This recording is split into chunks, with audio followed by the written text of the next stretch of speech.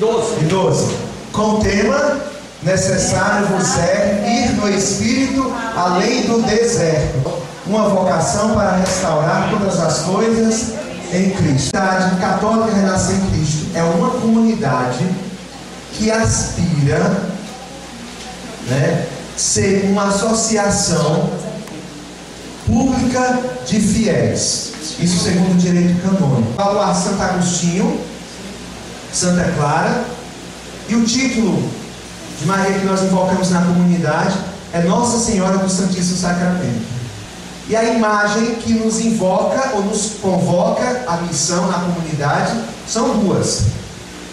A imagem de Jesus misericordioso, essa expressão da misericórdia de Deus na nossa vida, como chamado, como também do Cordeiro, Cristo, que é este Cordeiro imolado, que se imolou por nós, ou seja, que se fez sacrifício, fez a sua própria vida um holocausto de amor, que nos convida também a nos doar, nos entregar, sacrificar. Entende? São duas coisas assim muito interessantes. O Cordeiro, que Cristo que se imola, se entrega, que nos convoca a uma entrega, à missão. Que no nosso sacramental nós temos alfa, ômega, princípio, fim. No meio temos o Cordeiro, Cristo, princípio, meio e fim. Para nos lembrar isso, que Cristo é o centro da nossa vida. Porque a comunidade é uma comunidade cristocêntrica. Entende? Que é isso? Por exemplo, a comunidade Rainha da Paz é uma comunidade mariana. Ela é Maria, ela não é que ela seja o centro, mas que através de Maria eles olham para Cristo. Entende? Mas no caso nosso, nós somos convocados a mirar, mirar logo a Cristo. Entende? Porque Ele é o centro. Esse é o carisma. Não estamos dizendo que somos melhores ou que o Raio da Paz é pior. O carisma surge de Deus. É sempre uma iniciativa de Deus em razão de uma necessidade da sua igreja. Digo e repito várias vezes, quantas forem precisas, que o carisma renascer não é para si, mas para o bem comum da igreja. Entende? Para o bem comum da igreja. É isso. Deus não nos constituiu comunidade de amor para nós, mas para dentro do carisma, segundo as regras, e a comunidade está a serviço da igreja. Ah, mas eu não faço isso. O problema é que muitos, que é um problema que nós vamos ter que lutar sempre para superar, é que uns entendem e outros não. Mas o objetivo é que todos entendam isso. É importante. Bem, a partir do fundador, dessa experiência mística e pessoal, sintetizando, quando foi a palavra fundante? E daí vem a palavra em seguida cristológica, que fundamenta o carisma. A partir de uma experiência mística de oração, em que lia um livro do professor Filipe de Aquino, que verdadeiramente ele, eu já disse outrora, é um divisor de mares na minha vida, Eu digo que antes uma coisa e depois outra, seres santos. Você já viu falando isso, Mas em que dizia uma frase do Papa Pio X: restaurai todas as coisas em Cristo. E aquela frase é uma coisa impressionante, porque é como se as letras elas saltam do texto. Sabe como elas ganham esse vídeo? Você já viu desenho animado, as letras saltando? E você vai sendo ali mergulhado e sentindo aquela voz, ouvindo aquela voz interior, dizendo: é isso que eu quero, é isso que eu sou chamado a ser, é isso que Deus quer que eu faça. A partir disso. E aí vem em seguida a palavra cristológica do carisma, que está fundamentada, o carisma, que diz, que assegura que esta comunidade, esse carisma, é realmente uma expressão do amor misericordioso de Deus, que é Lucas 4, versículo que, amados? 18. e 19, né? 19. Nós não podemos, como membro dessa comunidade, esquecer a palavra cristológica do carisma renascer. Só para ler, a irmã Joseliane leu de manhã, né? O Espírito do Senhor está sobre mim, porque me ungiu e enviou-me para anunciar boa nova aos pobres, para sarar os contritos de coração, para anunciar aos cativos a redenção, aos cegos a restauração da vista, para pôr em liberdade os cativos, para publicar o ano da graça do Senhor. Todo renascer deve conhecer este capítulo e esses 2 versículos, que é a palavra cristológica. Todo renascer, quando tiver em dúvida em relação à missão do seu chamado, deve ler essa palavra. Lembrar que o Espírito do Senhor está sobre mim, não para esquentar a cadeira até derreter e quebrar as pernas, mas para anunciar, para ir em contra aos necessitados, aqueles que precisam de restauração. Todo carisma, toda vocação é um chamado, e todo chamado existe em função de uma missão. Qual é a missão da vocação do carisma renascer? De restaurar todas as coisas em Cristo. E aí nós vamos ver quais os pilares que fundamentam o carisma.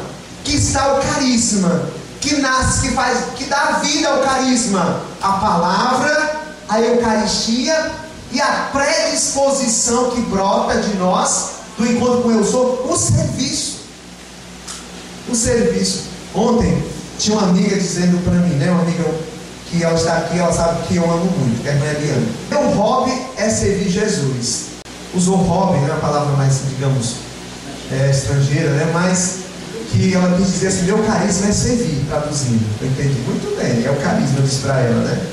Então, irmãos, e eu sei que ela tem isso mesmo, porque a irmã Eliane, qualquer hora ela está à disposição.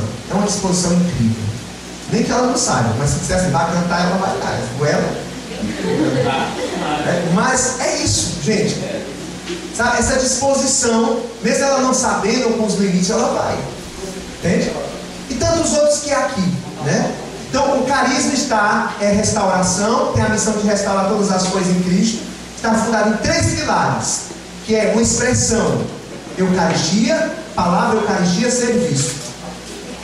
Restaurar todas as coisas em Cristo, o que quer dizer? É uma coisa muito abrangente, mas que ela não pode ficar numa abrangência, senão nós corremos o risco de perder o sentido da missão. Mas é ser no mundo, é ser no mundo este sinal, presença de Cristo, que restaura as coisas. Em qual contexto o Pio X escreveu isso? No contexto em que a igreja e muitos da igreja estavam se afastando, secularizando, em que a Europa, de modo especial, e a América Latina, e vai tudo, a igreja, né? A gente entende logo assim, estava começando a perder o sentido do eterno. Entende? O sentido de Deus. Deus inspira no coração, né? É isso que nós precisamos. E o que foi que ele fez?